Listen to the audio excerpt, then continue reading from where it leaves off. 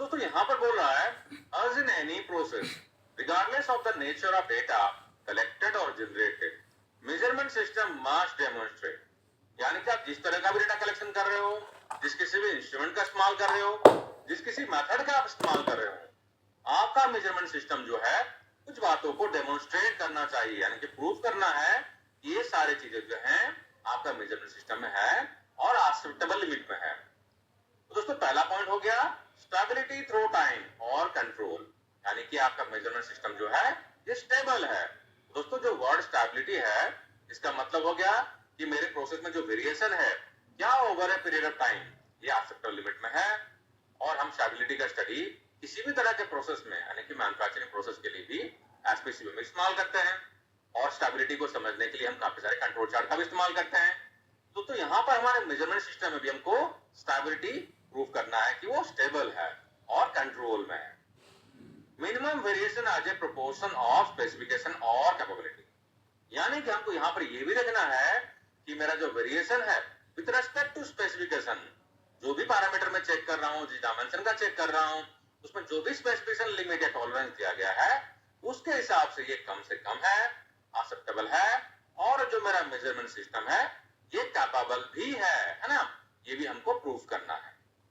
Minimum variation as a proportion of process variation, यानी कि specification के विद रेस्पेक्ट से हमको ये भी चेक करना है, यानी कि टॉलरेंस के रेस्पेक्ट से कि वो एक्सेप्टेबल लिमिट में है। दूसरा है मेरा प्रोसेस का जो वेरिएशन हो रहा है उसके रेस्पेक्ट से भी एक्सेप्टेबल लिमिट में होना चाहिए। तो दोस्तों यहाँ पर दो चीजें हैं और इंपॉर्टेंट डिफरेंसेस हैं, आपको मालूम होना चाहिए कि मेजरमेंट सिस्टम एनालिसिस में यानी कि एमएस स्टडी में आपको स्पेसिफिकेशन के रेस्पेक्ट से यानी कि आपका जो टॉलरेंस है उसके रेस्पेक्ट में आपको देखना है कि मेरा मेजरमेंट सिस्टम एक्सेप्टेबल है। और दूसरा है कि मेरा जो प्रोसेस का वेरिएशन आ रहा है, कहने का मतलब दोस्तों अगर ब्रॉड टर्म बात करें कि अगर आपका प्रोसेस का वेरिएशन अगर 10% आ रहा है और मेजरमेंट सिस्टम का वेरिएशन अगर 20% आ रहा है तो ये प्रॉब्लम है ना।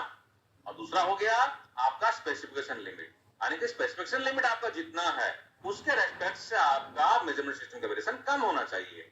अगर आपका टॉलरेंस कम है तो मेजरमेंट सिस्टम उतना बढ़िया होना चाहिए, टॉलरेंस थोड़ा वाइड है थोड़ा वेरिएशन चल जाएगा। तो दोस्तों मेजरमेंट एज ए प्रोसेस, जैसा कि हम जानते हैं किसी भी प्रोसेस का डेफिनेशन होता है कि प्रोसेस में कुछ इनपुट होता है और कुछ एक्टिविटीज चलती हैं। उन एक्टिविटीज में हम कुछ रिसोर्सेज मैन पावर सांड का इस्तेमाल करते हैं और उसका आउटपुट निकलता है ना, यानी कि प्रोसेस में मेरा इनपुट होता है मेरा आउटपुट निकलता है और कुछ एक्टिविटीज का इस्तेमाल होता है। तो यहाँ पर मेरा मेजरमेंट सिस्टम में जो इनपुट है वो है प्रोडक्ट और प्रोसेस है ना, और आउटपुट निकलेगा वो मेजरमेंट रिजल्ट निकलेगा मेरा। और जो एक्टिविटीज होगी वो क्या हो जाएगी, उसमें मेरा स्टैंडर्ड रहेगा, मेरा प्रोसीजर रहेगा, मेरे ऑपरेटर रहेंगे और इक्विपमेंट रहेंगे। इन सबको मिला के मैं मेजरमेंट प्रोसेस का इस्तेमाल करूंगा, यानी कि मेरे मेजरमेंट प्रोसेस में मैं इन सब चीजों का इस्तेमाल करूंगा और उससे मेरा जो रिजल्ट निकलेगा वो रहेगा मेरा मेजरमेंट रिजल्ट।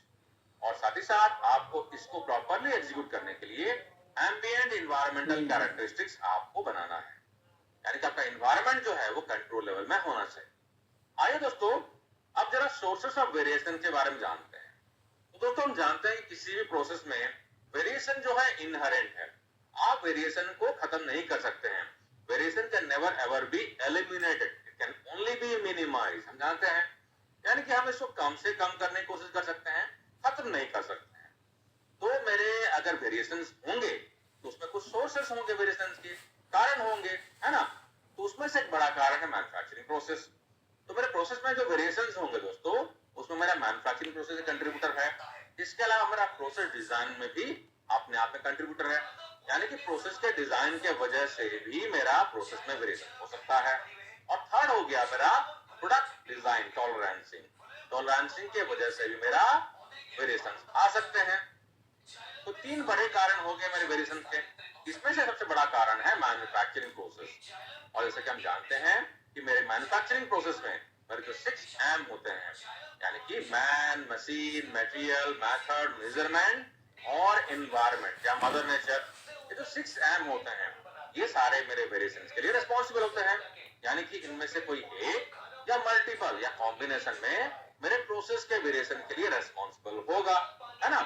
इसमें आ गया एक एलिमेंट मेजरमेंट सिस्टम। है ना, 6M में। तो मेजरमेंट जो है एक कंट्रीब्यूटर हो गया मेरे प्रोसेस के वेरिएशन के लिए। तो मेजरमेंट प्रोसेस का वेरिएशन को हम इस सेशन में डिटेल में